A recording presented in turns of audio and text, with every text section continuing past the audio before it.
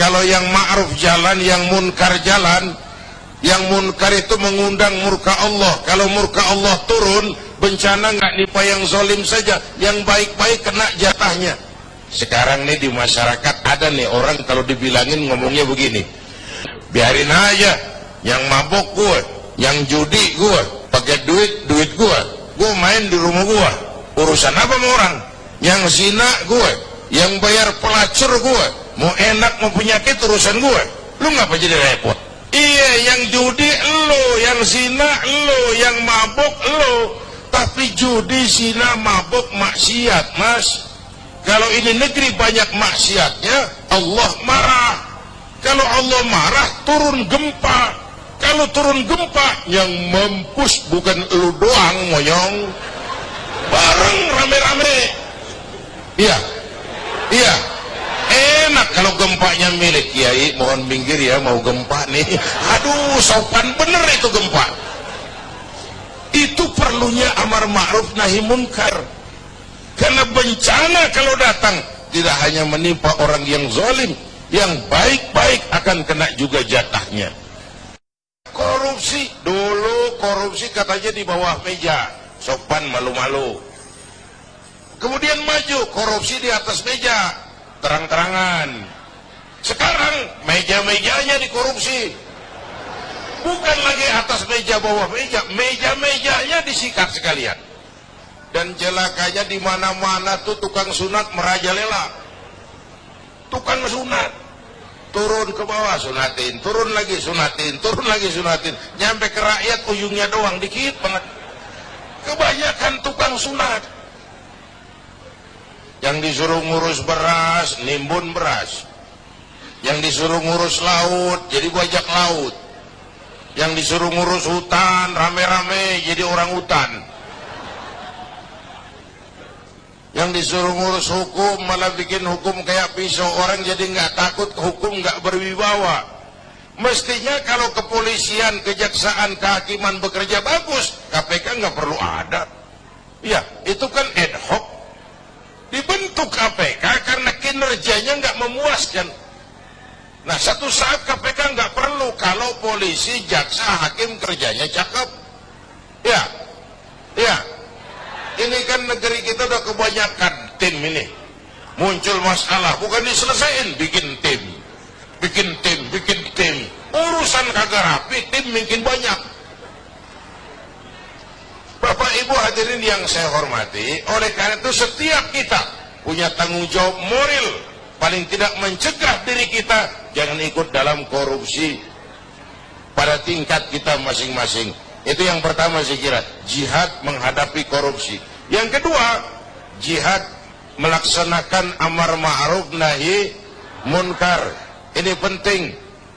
Sebab kalau yang ma'ruf jalan, yang munkar jalan, yang munkar itu mengundang murka Allah. Kalau murka Allah turun, bencana nggak nipa yang zalim saja, yang baik-baik kena jatahnya. Saudara makan nangka kena getahnya, itu resiko. Saudara nggak makan nangka kena getahnya, itu sial namanya. Kan nih sekarang nih di masyarakat ada nih orang kalau dibilangin ngomongnya begini, biarin aja, yang mabok gue, yang judi gue, pakai duit gue main di rumah gue, urusan apa sama orang? Yang zina gue, yang bayar pelacur gue, mau enak mau penyakit urusan gue, lu ngapa jadi repot? Ada tuh orang kalau dibilangin nyautnya begitu, ada nggak? Yang mana?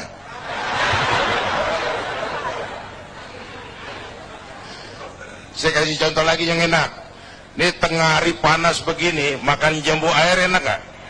Nah, naik ke pohon jambu. Sampai sama tengah pohon, semut api gigit. Gatel, panas. Kita tengok, gile banyak juga lagi semutnya nih. Turun kita ke bawah, pulang ke rumah. Ngapain? Ngambil obor. Sundut obor menyala, balik lagi pohon jambu, sepohonan tuh semut kita bakar. Yang gigit atuh, yang gigit tuh semut-semut lain kalau bisa protes ngomong tuh, yang gigit lu temen gua nggak ngikut gua. tapi kita nggak peduli. Mau gigit apa enggak, asal semut bakar. Gara-gara atung gigit sepunan dibakar tuh semut. Masyarakat begitu Pak. Iya, yang judi elo, yang zina elo, yang mabuk elo. Tapi judi, zina, mabuk maksiat Mas. Kalau ini negeri banyak maksiatnya, Allah marah. Kalau Allah marah, turun gempa. Kalau turun gempa, yang mampus bukan elu doang, monyong. Bareng rame-rame. Iya, iya. Enak kalau gempanya milik Kiai. Mohon minggir ya, mau gempa nih. Aduh, sopan bener itu gempa. Itu perlunya amar ma'ruf nahi munkar. Karena bencana kalau datang tidak hanya menimpa orang yang zalim, yang baik-baik akan kena juga jatahnya. Bapak Ibu hadirin yang saya hormati, nah pelaksanaannya memang amar ma'ruf lebih gampang daripada nahi munkar. Orang kalau diajak sholat paling kagak mau gitu doang, dah kagak marah, kagak ngomel. Tapi kalau dilarang mabuk, berkelahi. Diajak dilarang berjudi, dilarang berzina, bisa berkelahi. Tapi dua-duanya harus dilaksanakan. Itulah sebabnya ini jihad. Beramar ma'ruf, apalagi bernahi munkar, itu merupakan jihad yang harus kita laksanakan. Kedua-duanya, nggak boleh pisah. Kalau yang ma'ruf jalan, yang munkar juga jalan, ya seimbang dong. Nah yang rugi, yang celaka sekarang nih, Bu, kalau ukuran ma'ruf munkar masih jatah kayak zaman kita nih, masih enak. Satu saat mana yang ma'ruf, mana yang munkar jadi remeng. Ya, ini zaman apa sih katanya, zaman orang pada pinter bikin bungkusan, entertain. Ya, orang pada pinter bikin bungkusan, yang ma'ruf kelihatan munkar, yang munkar kelihatan ma'ruf. Ayo udah ngalamin belum saat begitu? Ya. Yang jujur dimusuhin. Nah, udah kejadian kan, yang laporan anak pada nyontek tuh dimusuhin yang jujur. Itu kan yang ma'ruf jadi munkar, yang munkar jadi ma'ruf. Terbalik nilai masyarakat kita. Ini menyedihkan, ini memprihatinkan, ini musibah. Kalau yang ma'ruf jadi munkar, yang munkar jadi ma'ruf, mau apa lagi kita?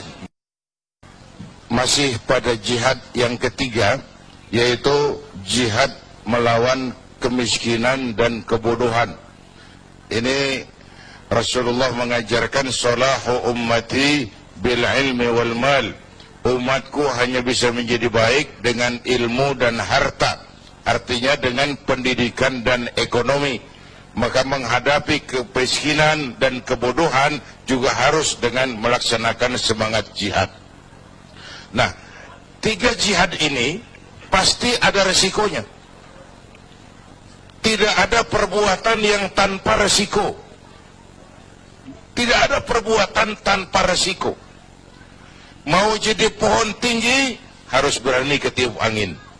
Iya. Iya. Takut angin, jangan jadi pohon tinggi. Jadi rumput. Nggak ditiup angin, cuma diinjak kebo. Nggak ada perbuatan tanpa resiko. Makin tinggi nilai kepemimpinan, makin tinggi resikonya. Karena itu pemimpin bukan hanya punya konsep, tapi harus berani resiko. Konsep bagus tapi nggak punya resiko, nggak berani ngadepin resiko, ya jalan di tempat Pak. Nyanyi di gurun pasir, kedengarnya doang merdu, kenyataannya kagak ada.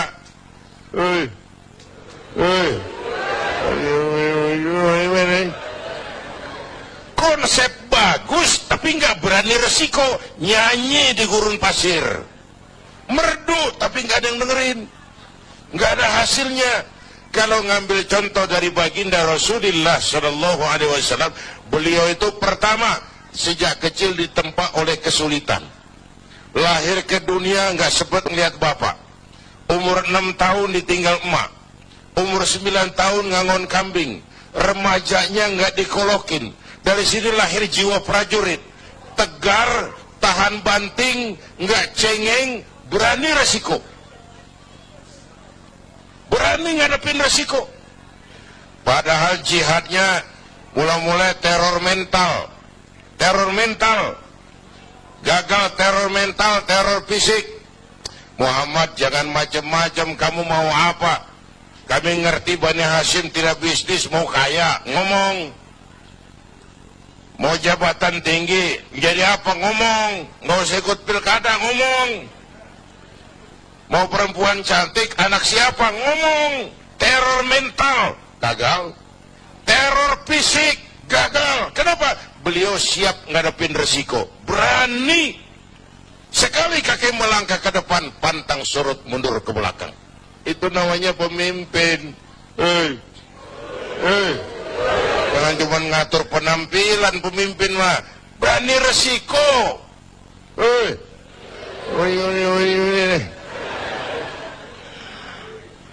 Bapak Ibu hadirin yang saya hormati. Yang kedua, Rasulullah tetap memulai jihadnya dengan modal utama akhlakul karimah. Memperbaiki akhlak pakai akhlak. Budi pekertinya luhur. Dipuji oleh Allah, wa innaka la'ala khuluqin azim. Yang ketiga, beliau pandai menginventarisir potensi. Kalau mau jihad harus ada kebersamaan, Pak. Coba lihat, Nabi punya Umar bin Khattab, Nabi punya Abu Bakar, Nabi punya Ali, Nabi punya Utsman. Ada penyandang dana kayak Utsman, ada jenderal kayak Umar, ada orang tua bijak kayak Abu Bakar Siddiq, ada anak muda intelek kayak Ali bin Abi Thalib, ada wanita budiman kayak Khadijah. Membangun kebersamaan, karena masalah yang kita hadapi sangat besar, perlu kebersamaan. Dulu pun waktu merdeka kita mikir-mikir, coba, jenderal mana mau taruhan, bambu runcing merdeka ngelawan tank? Ya, bambu runcing merdeka ngelawan meriam. Iya, kalau meriam Belina. Meriam itu mau gue juga bisa ngelawan. Meriam Belanda, menurut otak impossible, tidak mungkin, mana bisa. Entoh nyatanya kita merdeka. Bapak Ibu, ini menarik untuk dikaji. Orang-orang tua kita dulu punya komitmen. Komitmennya sederhana, merdeka atau mati. Merdeka atau mati. Sekarang komitmen nggak jelas, Pak. Nggak jelas apa komitmennya. Seakan-akan jabatan, kesempatan untuk jadi kaya. Apalagi akibat koalisi sekarang ini, semua juga buat kepentingan partai-partai politik. Makanya untung saya sudah mundur dari politik. Dulu zaman jahiliyah saya ngikut. Dulu. Bapak Ibu hadirin yang saya hormati, oleh karenanya dalam jihad di negara kita ini perlu semangat kebersamaan. Nggak bisa parsial, karena masalahnya sangat kompleks. Masalahnya sangat kompleks. Semua kita dengan bidang dan kemampuan kita masing-masing melaksanakan yang namanya jihad. Menghadapi kemiskinan, menghadapi keterbelakangan, menghadapi kurangnya keadilan. Itu kan kita rasakan, itu juga memerlukan jihad. Dan buat kita semua tentu melaksanakan jihad adalah kewajiban. Sekali lagi, sesuai dengan bidang dan kemampuan kita masing-masing.